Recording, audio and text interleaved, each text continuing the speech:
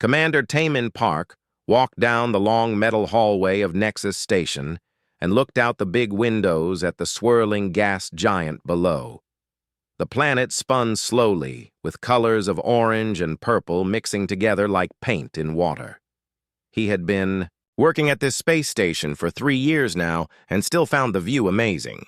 The station was huge and shaped like a wheel with different sections for all the alien races that came here to trade and talk.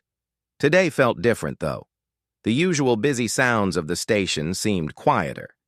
Aliens walked faster through the corridors, and many seemed worried. Taemin could not figure out what was wrong. He was the human liaison officer, which meant he helped solve problems between humans and other species. Most days his job was boring paperwork and translating languages, but something big was happening. His communication device beeped with an urgent message. Ambassador Veltar from the Quillian Collective wanted to meet him right away. Taemin had worked with Veltar many times before. The Quillians looked like tall crystal beings that changed colors when they felt strong emotions. Veltar was usually calm and blue, but the message said it was emergency level red. Taemin hurried to the diplomatic section of the station. The halls here were fancier with smooth walls and soft lighting that made everyone feel peaceful. He passed by the Ursani section where the bear-like creatures lived. Even they seemed restless today. An Ursani warrior named Gorth nodded at him as he passed. Gorth was huge with thick brown fur and claws that could cut through metal. The Ursani were known as the fiercest fighters in the galaxy. If they were worried, then something was very wrong. The meeting room doors opened, and Taemin saw Veltar standing by the window. The crystal being was flashing between red and orange, which meant extreme distress.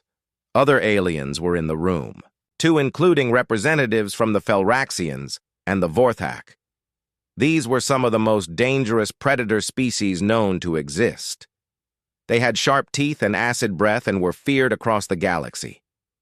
Veltar turned when Taemin entered.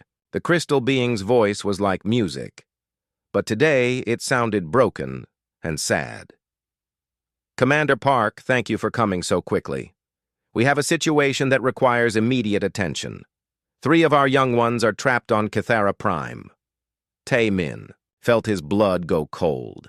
Every species in the galaxy knew about Kythera Prime. It was the death world that no one ever visited. The planet was so dangerous that even the military marked it as forbidden space. How did they get there? He asked. Their scout ship had engine problems during a training mission. The automatic systems tried to land safely, but Kythera Prime was the only planet close enough. They crashed on the surface 12 hours ago. We have been able to receive weak signals from their emergency beacon, but we cannot land to rescue them. The Felraxian representative stepped forward. His scales were dark green, and his eyes glowed yellow in the dim light.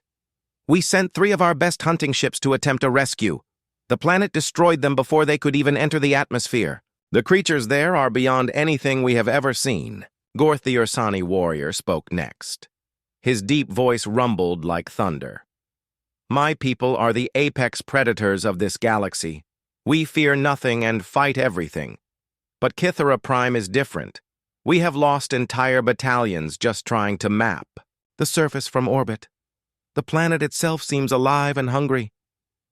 Taemin looked around the room at all the dangerous species represented here. These were beings that could tear apart starships with their bare hands or claws or tentacles. If they were all afraid of one planet, then it must be truly terrible. What exactly lives on Kythera Prime? He asked. Veltar's crystal form flickered between colors as data flowed through the being's mind.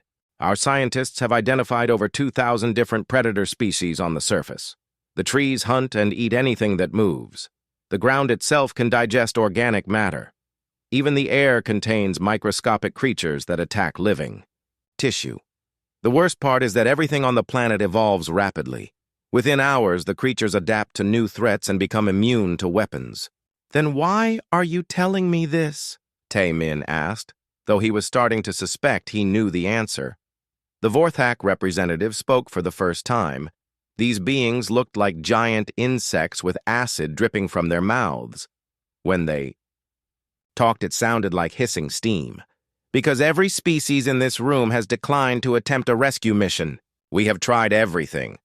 Orbital bombardment barely scratched the surface. Remote drones get destroyed within minutes. Automated systems fail as soon as they touch the atmosphere. Veltar moved closer to Taemin. The crystal being's form was now pulsing with desperate orange light. The young ones have maybe 18 hours of life support left. After that, they will die. We have exhausted every option except one. We need to ask the humans for help. Taemin felt the weight of responsibility settle on his shoulders. He was just one person representing his entire species. The decision he made here could affect human relations with dozens of alien races. What makes you think humans can succeed, where everyone else has failed? He asked. Gorth stepped forward and his massive form cast a shadow over the room. Because humans are unpredictable. Every other species in the galaxy follows logical patterns. We can be studied and countered. But humans do things that make no sense. You fight when you should run. You help strangers when you should save yourselves. You take risks that no rational being would consider. The Felraxian nodded his scaled head. Our scientists have studied human military tactics for years. You never follow the same strategy twice. Your warriors adapt faster than any species we have encountered. Most importantly, you have something we do not understand. You call it compassion. You will risk everything to save beings you have never met. Taemin thought about his wife and daughter back on Earth. They would want him to help these young aliens even if it meant danger. That was how humans worked. They cared about others even when it did not benefit them. I need to contact my superiors and get authorization for a rescue mission, he said. There is no time, Veltar replied. Every minute we delay reduces the chances of survival. We need an answer now. The room fell silent. Everyone was looking at Taemin, waiting for his decision. Outside the windows, the gas giant continued to swirl with its beautiful colors, but inside this room, the future of 3 young lives hung in the balance. Taemin thought about all the times aliens had helped humans, trade agreements that fed colonies, technology that saved lives, medical knowledge that cured diseases. I accept the mission, he said finally, but I will need a ship and crew. Veltar's crystal form flashed bright blue with relief. Captain Haewon Kim is already preparing her rescue vessel. She volunteered as soon as she heard about the situation. You will also have Dr. So-Young Lee, our best xenobiologist, and Sergeant Jin-Ho Choi from Human Military Special Forces. Taemin nodded. He knew all these people by reputation. They were the best humanity had to offer. If anyone could pull off an impossible rescue, it would be this team. How long until we can launch? He asked. The ship is being loaded with supplies. Now. You can depart within 2 hours, Veltar replied. As the meeting ended and aliens began filing out of the room, Gorth approached Taemin. The massive Ursani warrior looked down at the human with something like respect in his eyes. I have fought beside humans before Commander Park. You are small and weak compared to most species, but you have something we lack. You never give up. The young ones are lucky to have you coming for them. Taemin left the meeting room and headed toward the docking bay. His mind was already working on plans and strategies. He had no idea what they would face on Cathara Prime, but he knew they would find a way. That was what humans did. They figured out solutions to impossible problems. Today, 3 young aliens were counting on that human stubbornness and creativity to save their lives. The rescue ship dropped out of hyperspace at the edge of the Cathara system, and immediately all the alarms started going off. Captain Haewon Kim quickly shut them down and looked at her instruments with worry. The ship's sensors were detecting massive energy readings from the planet below. Even from this distance, they could see that something was very wrong with Cathara Prime. The planet looked normal from space with blue oceans and green continents, but the energy signatures coming from the surface were unlike anything in their databases. Dr. So-Young Lee was already at her science station running scans and shaking her head at the results. The entire planetary ecosystem is giving off readings that match military-grade weapons systems, she said. It's like the planet itself is one giant organism designed for killing. Sergeant Jin-Ho Choi was checking his equipment in the cargo bay. He had brought every type of weapon and survival gear that human military had developed. Plasma rifles and energy shields and emergency medical supplies filled several containers. He had fought on dozens of hostile worlds, but never won that. Scared away the Ursani. Commander Taman Park joined the crew on the bridge and looked at the tactical display. Red warning symbols covered the entire planet's surface. "What are we looking at exactly?" he asked Dr. Lee. According to these scans, the atmosphere contains airborne predators, microscopic creatures that attack anything organic. The plant life shows signs of mobility and aggression patterns. Even the geological structures seem to shift and move in response to surface activity. This planet has evolved into a perfect killing machine. Engineer Min Seo Kang was working at her station trying to modify their ship's systems. "I'm reinforcing our hull plating and upgrading the air filtration system. We're going to need every advantage we can get. The atmospheric entry alone might destroy us if we're not careful." Captain Kim started the descent toward Kythera Prime. As soon as they entered the upper atmosphere, the ship began shaking violently. Things that looked like flying jellyfish with razor teeth swarmed around their vessel. The creatures seemed to appear out of nowhere and immediately began attacking the hull. "Shields up," Kim ordered. The energy barriers activated just in time, as larger creatures joined the attack. These looked like birds made of metal and crystal with wings that could slice through steel. They dove at the ship again and again, trying to tear holes in the protective shields. Dr. Lee was monitoring her instruments and calling out readings. "The creatures are adapting to our shield frequency. They're learning how to penetrate our defenses in real time. I've never seen evolutionary adaptation this fast." The ship broke through the cloud layer and everyone got their first look at the surface of Kythera Prime. It was beautiful and terrifying at the same time. Forests covered most of the land, but the trees were moving like animals. Some had what looked like eyes and mouths. Others had tentacles instead of branches. The ground itself seemed to pulse and breathe like it was alive.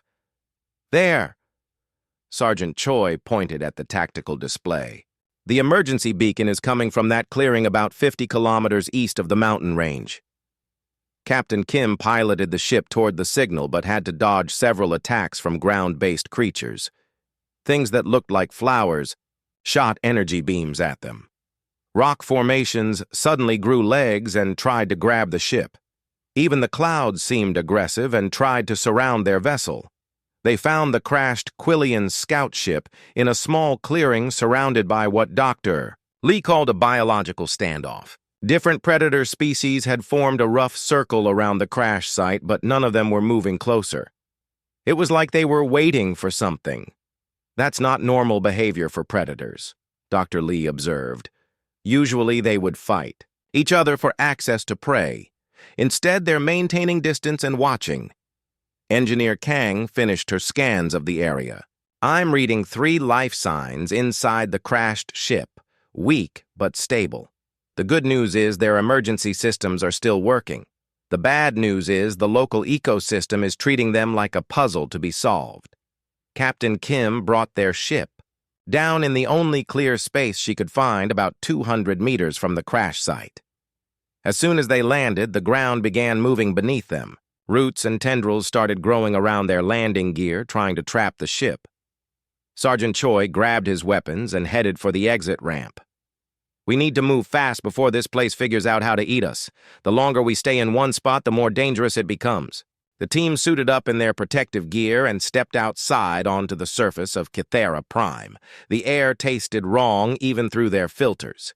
Everything around them was watching and waiting. The trees had turned toward them like they were tracking the human movements. Flowers the size of dinner plates followed them with what looked like eyes. Dr. Lee was taking readings as they walked toward the crashed ship. The pheromone signatures here are incredible. Every creature is communicating with every other creature. The entire ecosystem knows we're here and they're sharing information about us. They made it halfway to the crash site before the first attack came. Something that looked like a cross between a spider and a snake dropped from the trees above them.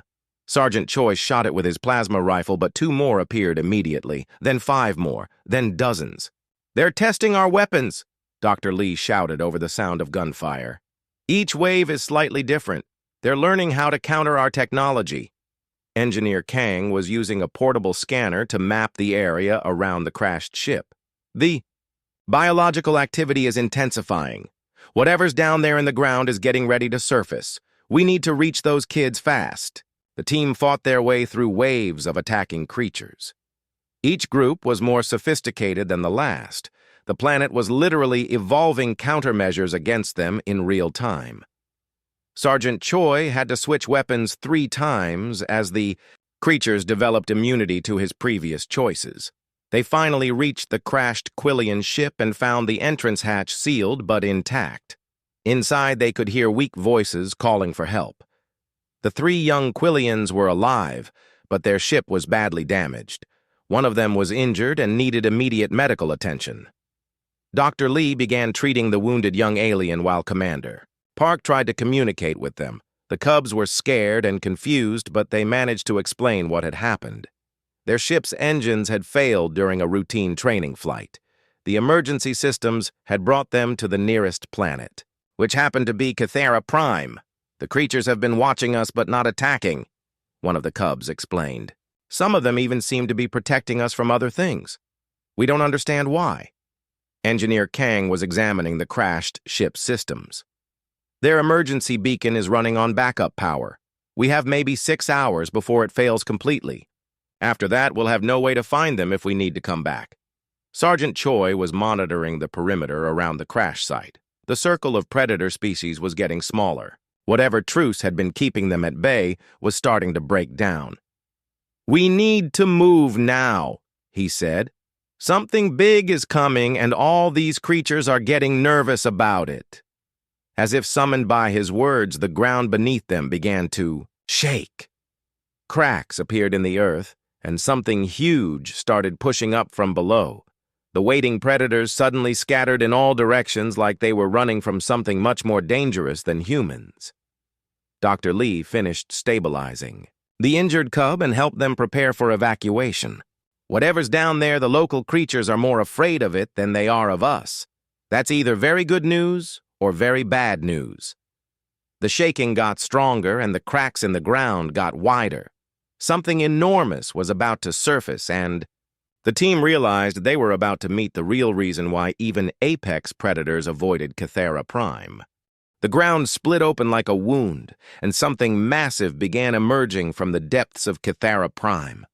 Commander Park grabbed the injured Quillian cub and started running toward their ship while the earth shook beneath his feet. Behind them, he could hear Dr. Lee helping the other 2 cubs move as fast as their crystal bodies would allow. Sergeant Choi was covering their retreat with suppressing fire. But the creatures emerging from the ground were unlike anything they had seen before. They looked like living shadows with too many teeth and eyes that glowed like stars. The plasma weapons seemed to pass right through them without causing any damage. "The weapons aren't working!" Choi shouted over the noise of cracking earth and alien roars. "These things are partially in another dimension or something. My shots are going right through them." Dr. Lee was scanning the creatures as they ran. "They're called phase stalkers according to my database. They can shift between dimensions to avoid physical attacks. But look at their behavior. They're not chasing us. They're forming a protective circle around the crash site." Engineer Kang was monitoring communications from their ship. "Captain, Kim is reporting massive seismic activity across the entire continent. Whatever's coming up from underground is huge. The phase stalkers aren't the real threat here. They reached their ship just as the largest creature Park had ever seen began emerging from the earth. It looked like a mountain of flesh and teeth, with thousands of tentacles reaching in every direction. The thing was so big that its emergence was changing the landscape around them. Trees were being swallowed whole, and the ground was tilting like a sinking ship. "That's the consuming," Dr. Lee said while checking her xenobiological database. "It's a hive-mind organism that was thought to be extinct. Legend says it sleeps deep underground and only wakes up when there's enough organic matter on the surface to make feeding worthwhile." Captain Kim had their ship ready for immediate takeoff, but the landing gear was stuck in the shifting ground. Engineer Kang was working frantically to free them, while the massive creature continued to rise. "The geological instability is trapping us," she reported. "I need more time to get us loose." Commander Park made a decision that would have seemed insane to any logical species. Instead of trying to escape, he ordered everyone to stop and think. "Wait, Dr. Lee, you said the phase stalkers are protecting the crash site. And you mentioned that human pheromones confuse the planetary biosensors. What if we're approaching this all wrong?" Dr. Lee understood immediately. "You're right. Every other species that comes here follows predictable patterns. They try to fight or flee. But humans think differently. We might be able to use that." Sergeant Choi looked at them like they were crazy. "The planet is literally trying to eat us, and you want to stop and chat with the local wildlife?" "Exactly," Park replied. "Look at how the creatures have been behaving. They attack in waves and adapt to our weapons, but they've been studying us, not trying to kill us efficiently. The phase stalkers are protecting the cubs from the consuming. Maybe they're not the enemy here." Dr. Lee was already working on a communication device. "If I can modify our translator to work with dimensional phase shifts, I might be able to talk to them. The phase stalkers have been living on this planet longer than any other species. They know how to survive here." Engineer Kang managed to free their ship from the ground, but kept the engines ready instead of taking off. "This is either brilliant or suicidal. Probably both. Very human of us." The consuming was now fully emerged, and its massive form blocked out the sun. Tentacles the size of buildings reached toward their position, but stopped just short of the phase stalker's defensive circle. The shadow creatures were somehow holding back something 1,000 times their size. Dr. Lee finished her communication, modifications, and began broadcasting on multiple dimensional frequencies. The response was immediate. One of the phase stalkers approached their ship and began making complex gestures with its limbs. The creature was trying to communicate. "It's showing us something," Dr. Lee translated. "The cubs landing here woke up the consuming. The phase stalkers have been trying to keep it asleep for centuries. Now it's awake and angry, and it won't go back down until it feeds." Commander Park stepped forward to address the phase stalker directly. "Can you help us get the cubs to safety? We're here to rescue them." The creature's form shifted and flickered as it considered the question. More phase stalkers joined the first one, and they began communicating among themselves in ways that made reality bend around them. Finally, the leader turned back to the humans. Dr. Lee interpreted the creature's response. "They'll help us, but only if we help them put the consuming back to sleep. It requires a coordinated effort. The cubs have technical knowledge from their ship. The phase stalkers have dimensional abilities, and we humans have something neither group possesses." "What's that?" Sergeant Choi asked while keeping his weapons trained on the massive creature behind them. "Tactical unpredictability," Dr. Lee replied. "The consuming is a hive mind. It thinks in patterns and logical progressions. But human military tactics don't follow logic. We improvise and adapt faster than any other species. We can confuse it long enough for the phase stalkers to work their dimensional magic." Young Su Nam, the youngest of the 3 Quillian cubs, limped over to join the conversation. Despite being injured, the little crystal being was eager to help. "Our ship's weapon systems are still partially functional. If we can create a feedback, pulse through the planetary grid, we might be able to overload the consuming's neural network." Engineer Kang examined the crashed ship's systems. "It's possible, but someone would need to manually install the pulse device directly into the creature's core. That's a one-way mission." The phase stalker leader seemed to understand the plan without translation. It gestured toward the consuming and then back at the humans. The meaning was clear. They were asking if humans were willing to sacrifice themselves for alien children they had just met. Commander Park looked at his team and saw the same determination in all their eyes. Captain Kim nodded from the ship's communications panel. Byung-ho Yoon is monitoring from Nexus Station. He says every species in the galaxy is watching this mission. No pressure. That's what makes us human, Park replied. We don't abandon people who need help, even when it doesn't make logical sense, even when the odds are impossible. The phase stalkers began moving in complex patterns around the crash site. Their dimensional abilities were creating a space where the normal rules of physics didn't apply. Dr. Lee was working with Young-Soo Nam to modify the crashed ship's weapons into a neural disruptor. Sergeant Choi was planning attack patterns that would confuse a hive mind. Engineer Kang was calculating trajectories and power requirements for the pulse device. Someone needs to get within 50 meters of the consuming's core and manually activate the disruptor. The dimensional interference will prevent remote activation. The massive creature was growing impatient with their delay. Tentacles began probing the edges of the phase stalker's protective barrier. Time was running out and they needed to act. Soon, or the consuming would overwhelm even the dimensional guardians. Commander Park checked his equipment and prepared for what might be his final mission. Around him, humans and aliens were working together in ways that had never been attempted before. The phase stalkers were sharing their dimensional knowledge. The Quillian cubs were providing their technical expertise, and the humans were bringing their greatest gift to the Alliance, the willingness to try impossible things for people they cared about. The phase stalker leader moved closer to Commander Park and placed what might have been a hand on his shoulder. The touch felt cold and strange, like touching water that wasn't quite there.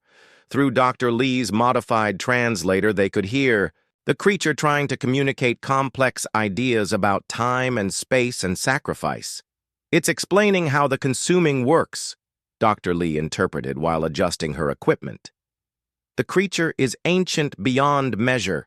It sleeps for thousands of years at a time, but when it wakes up, it converts everything organic on the planet into extensions of itself. The phase stalkers are the only species that has ever survived one of its feeding cycles. Young-Soo Nam was working with Engineer Kang to modify the pulse device from their crashed ship. Despite being the youngest of the three cubs, the small, crystal being had advanced knowledge of quantum mechanics and energy manipulation. The neural disruptor needs to be calibrated to the creature's brainwave patterns, the cub explained. But we can only do that from inside the consuming itself. Sergeant Choi was studying the massive creature that loomed over them like a living mountain. How exactly do we get inside something that big without being digested immediately? My weapons are useless against it, and our ship can't penetrate that hide. The phase stalker leader gestured toward the other shadow creatures that were maintaining the protective barrier. Through the translator, their words came through as overlapping whispers. They're offering to phase us partially into their dimension. We would be solid enough to interact with the consuming's internal systems, but transparent enough to avoid its digestive processes. Dr. Lee was taking readings on the dimensional energy surrounding them. The process would be temporary and extremely dangerous. Human physiology isn't designed to exist in multiple dimensions simultaneously. We would have maybe 30 minutes before our molecular structure begins to break down.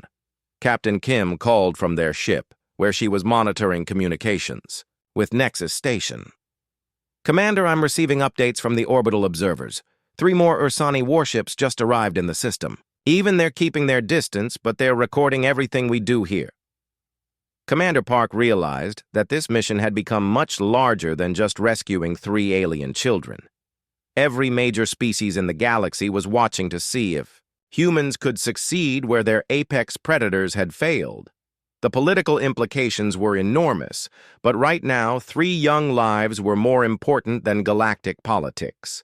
The eldest of the Quillian cubs approached the group carrying a modified energy core from their crashed ship. We have created the neural disruptor, but it requires manual activation from within the creature's central nervous system. The device will only work once, and whoever carries it will not be able to retreat before it activates. Engineer Kang examined the device and nodded grimly. It's a suicide mission. The person who takes this inside the consuming won't be coming back out. The energy discharge will be powerful enough to disrupt the creature's neural network, but it will also destroy anything organic within 100 meters. The Phase Stalker leader began communicating rapidly with its companions. The shadow creatures were clearly agitated about something. Dr. Lee listened to the translation, and her face went pale. They're saying the consuming is adapting to their dimensional barriers. It's learning how to counter their abilities just like it did with our weapons. The protective circle won't hold much longer. As if to prove the creature's words, one of the massive tentacles suddenly phased partially into their dimension and struck the ground near their ship. The impact created a crater 20 meters wide and sent shockwaves through the dimensional barrier that the Phase Stalkers were maintaining. We need to move now, Sergeant Choi said while checking his equipment. Whatever we're going to do, it has to happen fast. That thing is getting stronger every minute we delay. Commander Park made the decision that would define the rest of his life. I'll take the device inside. The rest of you get the cubs to safety and prepare for emergency extraction, Dr. Lee immediately protested.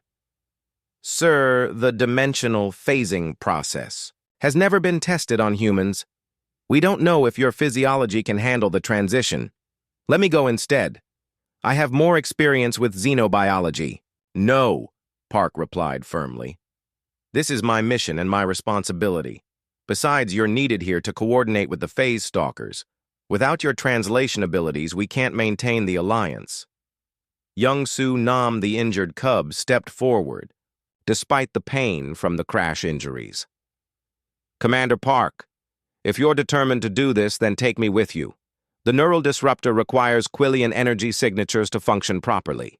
You need me to activate it. Engineer Kang was running final calculations on her portable computer. The dimensional phasing will only work for 2 people maximum. The Phase Stalkers don't have enough energy to transport more than that. If you're both going, then you're both committed to seeing it through. The Phase Stalker leader approached. Commander Park and Young-Soo Nam. The shadow creature began the dimensional transition process by surrounding them with shifting fields of energy that made reality blur around the edges. Park felt his body becoming less solid as the phasing took effect. Captain Kim was preparing their ship for immediate departure once the mission was complete. I'll have the extraction point ready. Sergeant Choi will cover your approach to the creature. Dr. Lee will maintain communication with the Phase Stalkers. Everyone knows their jobs. The dimensional phasing was unlike anything Park had ever experienced. He could see through his own hands, and the world around him looked different, with extra dimensions visible at the edges of his vision. Young-Soo Nam was having similar effects with the crystal structure of the cub's body, refracting light in impossible directions. Together they approached the massive bulk of the consuming. Up close, the creature was even more terrifying than from a distance. Its hide was covered in sensory organs that tracked their movement and openings that led into the creature's internal systems. The smell was overwhelming even through their protective gear. The Phase Stalker leader guided them to an opening that led toward the creature's central nervous system. The passage was organic and pulsing like the inside of a giant heart. Acidic. Secretions dripped from the walls, but the dimensional phasing protected them from the worst of the digestive processes. They made their way deeper into the creature, following the Phase Stalker's guidance toward the core, where the neural disruptor would be most effective. The journey took 20 minutes of careful navigation through passages that shifted and changed around them. The creature was aware of their presence, but couldn't quite focus on them due to the dimensional phasing. Finally, they reached a vast chamber at the center of the consuming's body. The walls pulsed with electrical activity as the creature's massive brain processed information from across the planet. This was where they needed to plant the neural disruptor. Young-Soo Nam began setting up the device, while Commander Park provided security. The chamber was filled with defensive organisms that attacked anything they perceived as a threat. Park's weapons were partially effective in the dimensional phase state, but he had to be careful not to damage the equipment they needed to complete the mission. "The device is ready," Young-Soo Nam reported. "Activation will occur in 60 seconds. We need to reach minimum safe distance or the neural feedback will kill us along with the creature." Park looked around the organic chamber and realized there was no safe distance inside the creature. They were committed to sacrificing themselves to save the three young aliens and prove that humans could succeed where apex predators had failed. Commander Park looked at Young-Soo Nam and saw his own determination reflected in the young alien's crystal features. The neural disruptor was counting down its final 60 seconds, and they were trapped inside the most dangerous creature in the known galaxy. Any rational being would panic, but Park felt strangely calm. This was what humans did when others needed help. "Young-Soo," he said to the injured cub, "I want you to know that meeting you and your companions has been an honor. Your species called for help and we came. That's what friends do for each other." The small Quillian's crystal body flickered with colors that Dr. Lee had taught him meant gratitude and respect. "Commander, the humans are unlike any species we have studied. You risk everything for people you barely know. Our scientists cannot understand this behavior, but we are grateful for it." The countdown reached 30 seconds, and the chamber around them began to shake as the consuming's neural network detected the foreign device. Defensive organisms swarmed toward their position, but the dimensional phasing kept them partially protected. Park used his remaining ammunition to clear a path, while the young alien made final adjustments to the disruptor. 20 seconds remaining, and Park's communication device crackled with transmissions from the surface.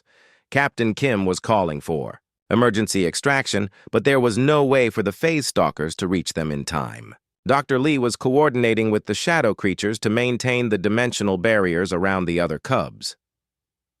10 seconds, and Park felt the dimensional phasing begin to break down.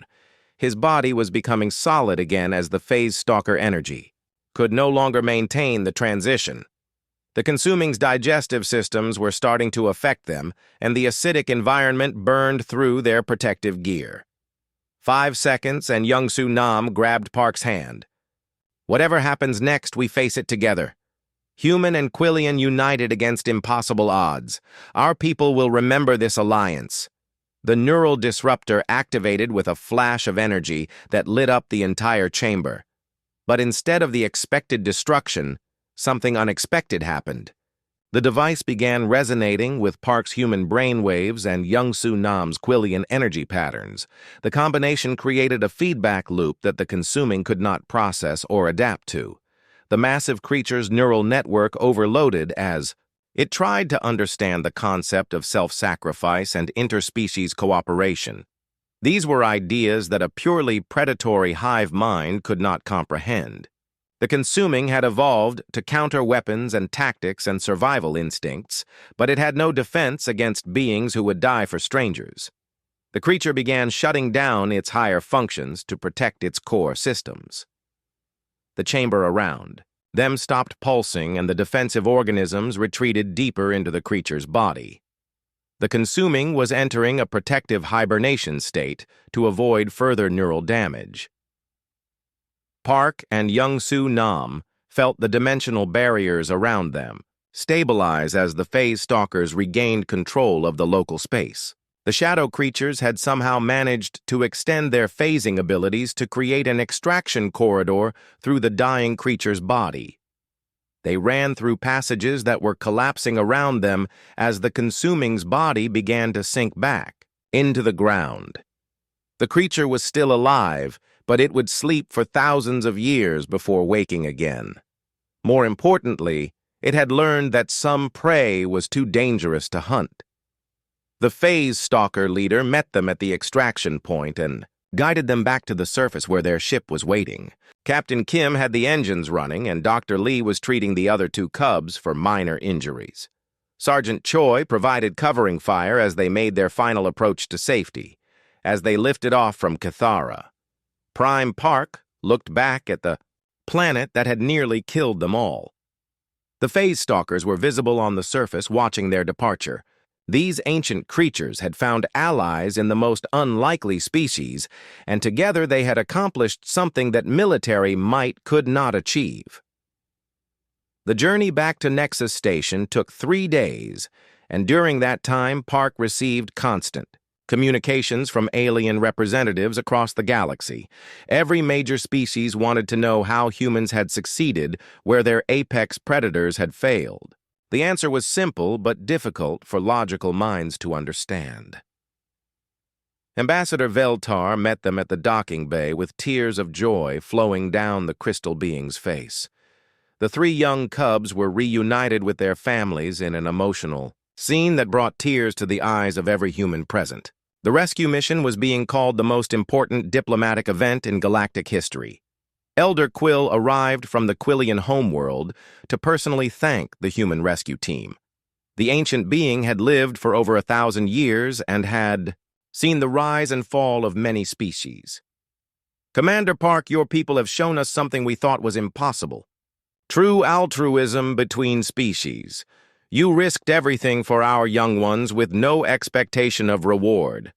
War Chief Brutok of the Orsani Empire was among the alien dignitaries who gathered to honor the human team. The massive warrior approached, Park with something resembling humility in his bearing. "We are the apex predators of this galaxy. We fear nothing and conquer everything we encounter, but we would not have attempted the mission you just completed. We lack the one thing that makes humans truly dangerous." "What's that?" Park asked. "The willingness to die for strangers," Brutok replied. "Every species fights for their own survival, and the survival of their offspring. Only humans fight for the survival of beings they have never met. This makes you the most unpredictable and therefore the most formidable species in the galaxy." High Counselor Zalthara from the Galactic Safety Commission announced the establishment of new protocols based on what they had learned.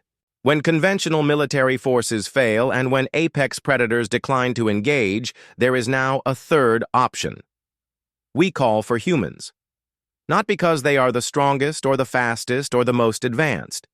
We call them because they are the most human. Dr. Lee was documenting their experiences for the xenobiological archives. The Phase Stalkers have agreed to serve as guardians for Cathera Prime. They will prevent the consuming from waking prematurely, and they will protect any other species that might crash on the planet. Our alliance has created the first interspecies cooperation agreement with a dimensional species. Young Su Nam had made a full recovery from the injuries sustained in the crash.